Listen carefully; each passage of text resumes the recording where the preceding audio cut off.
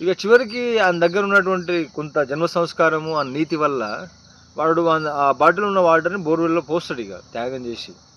ఇక డిసైడ్ అయిపోతాడు చావో బతుకో అనేది. ఆ బోర్‌లో పోసిన తర్వాత దాన్ని స్వింగ్ చేస్తే వాటర్ వస్తాయి అద్భుతంగా. వాడు పుష్కలంగా కడుపు నిండా నీళ్ళు తాగుతాడు. తాగిన తర్వాత మళ్ళీ ఆ బాటిల్‌ని ఫిల్ చేసి అక్కడ పెడతాడు. ఇంతే జరుగుతుంది స్టోరీ.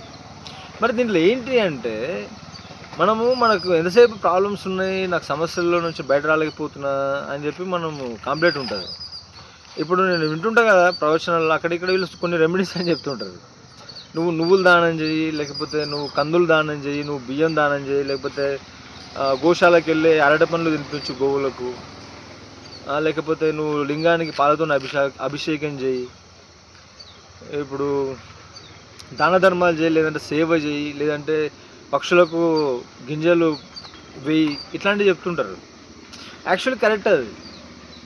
ఇప్పుడు మన దగ్గర ఉన్నది మనం ఇవ్వగలిగినప్పుడే నేచర్ కూడా మనకు తిరిగి ఏదైనా హెల్ప్ చేస్తుంది. ఇదంతా కనెక్ట్ అయ్యే ఉంది మనకు, ఏది కూడా మన నుంచి విడిపోయి లేదు. నీతో అయ్యేది నువ్వు చేయగలిగినప్పుడు నేచర్ కూడా నీకు తిరిగి ఏదన్నా ఇస్తుంది.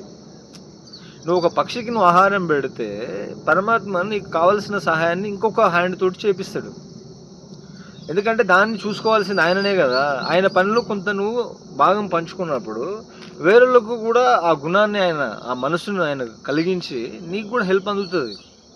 చిట్ట చివరికి నీ సమస్యలు సాల్వ్ కావాలన్నా, నీకున్నటువంటి పెయిన్ పోవాలన్నా అది వేరొక మనిషి ద్వారానే జరుగుతుంది. అది ఆ మనిషి ద్వారా జరిగిందని ఆ మనిషి ఏదో అది కాదు అక్కడ, అది నీకు పరమాత్మ చేపిస్తుండు ఇన్విజిబుల్ హ్యాండ్ ద్వారా.